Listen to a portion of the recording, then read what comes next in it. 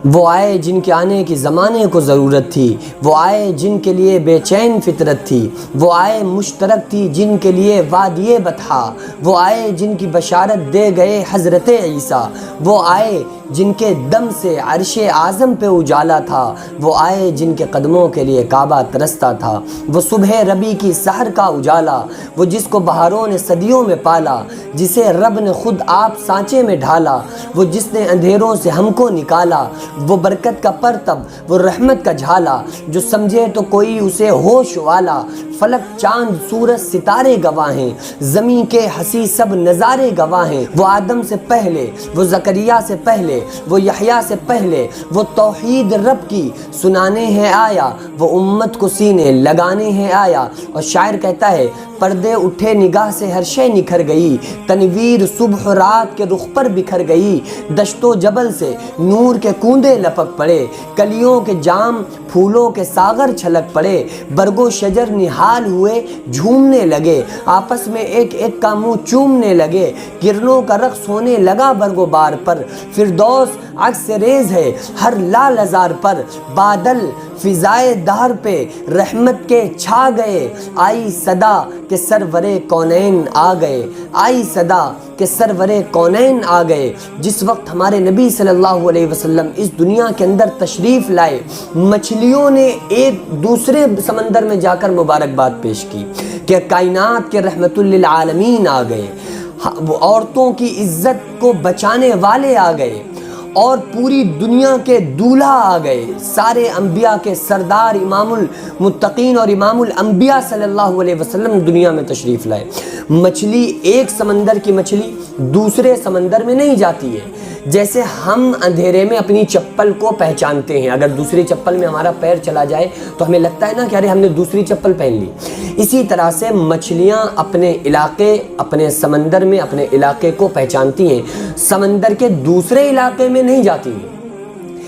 ایک مرتبہ کائنات میں ایسا ہوا ہے جب ہمارے نبی صلی اللہ علیہ وسلم اس دنیا میں تشریف لائے کہ ایک سمندر کی مچھلیوں نے دوسرے سمندر میں جا کر مبارکباد پیش کی، ہمارے نبی صلی اللہ علیہ وسلم کی آمد کی۔ اور اللہ تعالیٰ کا فضل و کرم ایسا ہوا کہ جس مہینے میں، جس سال میں ہمارے نبی صلی اللہ علیہ وسلم اس دنیا میں تشریف لائے، اللہ تعالیٰ نے پورے عرب میں کسی عورت کو لڑکی نہیں دی، سب کو اللہ تعالیٰ نے لڑکوں سے نوازا۔ کیوں؟ کیونکہ جو لڑکیاں ہوا کرتی تھیں، عرب کے کچھ لوگ جو کہ بہت زیادہ خرافاتوں میں ملوث تھے، تو وہ زمانے جاہلیت تھا، تو وہ اپنی بچیوں کو زمین کے اندر درگور کر دیا کرتے تھے۔ تو اللہ تعالیٰ نے فرمایا کہ جب تک کرتے تھے جب تک محبوب کو مبعوث نہیں کیا تھا، اب محبوب کو دنیا میں بھیج دیا، اب کوئی بچی، کسی بچی کو کوئی باپ زمین کے اندر درگور نہیں کرے گا۔ تو یہ ہمارے نبی صلی اللہ علیہ وسلم کی آمد تھی۔ ہمارے نبی صلی اللہ علیہ وسلم جب ماں کے پیٹ میں تھے تو حضرت آمنہ جاتی تھیں، کہیں پر جاتی تھیں تو خوشبو سے وہ جگہ پھیلنے لگتی تھی، خوشبو ابھرنے لگتی تھی۔ تو حضرت عبد المطلب کہتے تھے کہ حضرت آمنہ سے کہ آمنہ پرفیوم لگا کر باہر کیوں جاتی ہو؟ تو کہا کہ میں کوئی پرفیوم نہیں لگاتی ہوں۔ کہا کہ پھر خوشبو کیسے آتی ہے؟ کہا مجھے خود نہیں پتا یہ خوشبو کیسے آتی ہے۔ ایک مرتبہ حضرت ابو طالب فرماتے ہیں کہ میں دیکھ رہا تھا کہ ہمارے نبی صلی اللہ تعالیٰ علیہ وسلم بہت چھوٹے سے تھے اور بستر پر لیٹے کھیل رہے تھے، اور آپ صلی اللہ تعالیٰ علیہ وسلم ہنس رہے تھے، اور نبی نے اپنی انگلی کو آسمان کی طرف اٹھایا ہوا تھا۔ حضرت ابو طالب فرماتے ہیں کہ میں نے دیکھا کہ ہمارے نبی صلی اللہ علیہ وسلم جب انگلی اس طرف کرتے تھے تو چاند ادھر آ جاتا تھا، جب نبی انگلی ادھر کرتے تھے تو وہ چاند انگلی کے اشارے سے ادھر آ جاتا تھا۔ یہ ہمارے نبی صلی اللہ علیہ وسلم کے معجزات ہیں جو آپ صلی اللہ علیہ وسلم جیسے ہی آپ کی ولادت ہوئی، آپ صلی اللہ تعالیٰ علیہ وسلم کی جو ناف مبارک ہوتی ہے نا، وہ جو ناف ہوتی ہے وہ آقا علیہ السلام کی ناف مبارک آلریڈی کٹی ہوئی تھی، ناف کو کاٹنا نہیں پڑا، اور کسی طرح کی کوئی اس میں کوئی ایسی چیز موجود نہیں تھی کہ جس کو دھونے کی ضرورت پڑے، بالکل پاک صاف شفاف آپ صلی اللہ تعالیٰ علیہ وسلم اس دنیا میں تشریف لائے۔ اور ایک عجیب معاملہ، وہ جو دایا تھی نبی صلی اللہ علیہ وسلم کی، عجیب معاملہ دیکھا۔ وہ خود فرماتی ہیں، شفا بنت عمرو کہتی ہیں کہ میں نے دیکھا کہ جب اس بچے کی آمد ہوئی، یعنی ہمارے نبی صلی اللہ علیہ وسلم تشریف لائے، تو آپ صلی اللہ تعالیٰ علیہ وسلم ایک طرف کو جھک گئے اور اپنی ایک ہاتھ زمین پر ٹیکا اور سیدھے ہاتھ کی انگلی اٹھائی اور انگلی اٹھا کر کہا کہ آپ صلی اللہ تعالیٰ علیہ وسلم نے ایک انگلی اٹھا کر اللہ کی وحدانیت کا اقرار کیا۔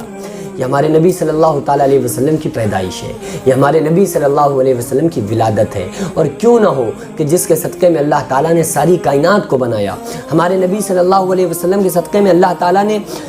14 کروڑ 60 لاکھ مربع میل کے علاقے میں سمندر کو پیدا فرمایا۔ اللہ تعالیٰ نے 6 کروڑ 10 لاکھ مربع میل کے علاقے میں خشکی کو پیدا فرمایا، جس کے صدقے میں اللہ تعالیٰ نے 2,38,558 میل کی بلندی پر چمکنے والے چاند کو پیدا فرمایا، جس کے صدقے میں اللہ تبارک و تعالیٰ نے 9 کروڑ 30 لاکھ میل کی بلندی پر چمکنے والے سورج کو پیدا فرمایا، جس کے صدقے میں اللہ تعالیٰ نے 1250 قسم کے چاول کو پیدا فرمایا، جس کے صدقے میں اللہ تعالیٰ نے 1100 قسم کی مچھلیاں پیدا فرمائی،